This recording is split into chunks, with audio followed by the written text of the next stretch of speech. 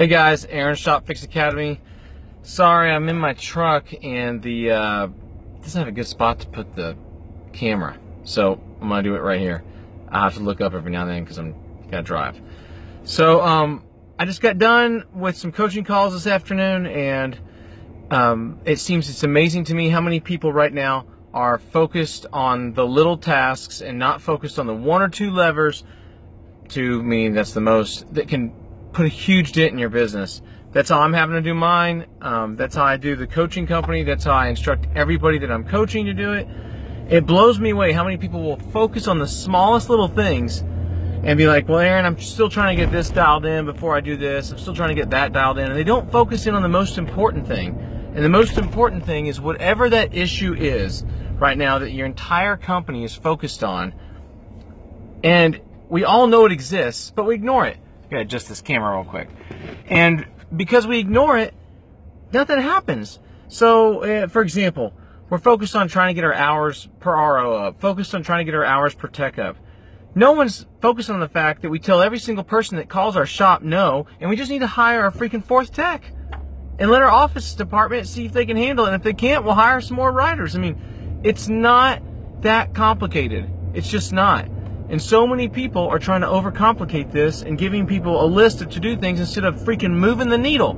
So you got to move the needle. If you're going to move the needle in your business, do the giant, hairy, audacious things that are going to put revenue on the top line and net profit on the bottom line, so you have something to take home to your spouse and to your kids for all the hard work you've been doing. It's just ridiculous to me that we all run around chasing those small things. You know why we really do it? I figured this out. It's because we're afraid of the big stuff. We're all afraid of the big stuff, even myself. I've been thinking about some of the biggest things I've ever done in my life. Some of the biggest things, I had a gun to my head. My back was against the wall and I had to do it. It makes me later look like a hero, but really I had to do it. When did you do something that it was a huge, hairy, audacious thing, but you had to do it on your timeline? Your timeline. I mean, really think about that. When was the last time? And when you stop and you process how much we do that's driven off of fear, and how much we do that's driven off of someone else's idea, someone else poking us in the back, making us do it, it's really mind-boggling to think about how little we do on our own, how little we prompt ourselves to step out, to reach a little further.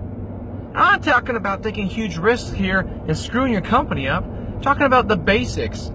You can look at anybody else's business and tell me if they need another technician, another service advisor, they need to redo their sign out front, the colors on the outside of the building are horrible, you know, the waiting room looks nasty, the shop looks nasty. You can do that yourself. If the location's bad, you can do that about their business, but how come we can't do it about ours?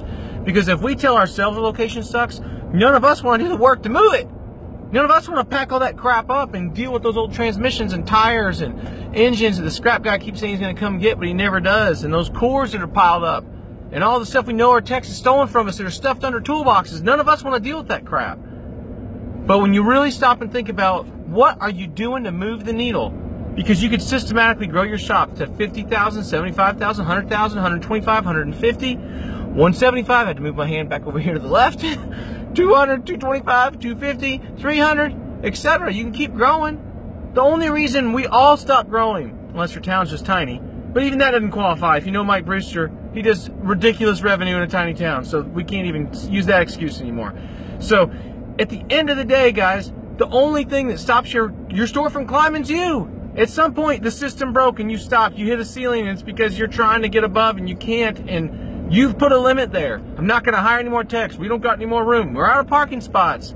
Our labor rate, we can't raise it. Nobody will pay that in our town. They pay it in every town. Yeah, maybe you can't charge $130 an hour in your town, but you can darn well charge $92.50, $95. I mean, some of us out there are charging way too little for our services. I'm not going to get off on that. I got to stay focused there. So, think about it, guys. Think about it. Next time I'm driving my car, I can put my phone in the right spot. But hope this made a difference for you. I hope this moved the needle. I don't know if you can see my little quotes I was doing this just a second ago. But you got to move the needle. If you don't move the needle, it doesn't count. It just doesn't freaking count.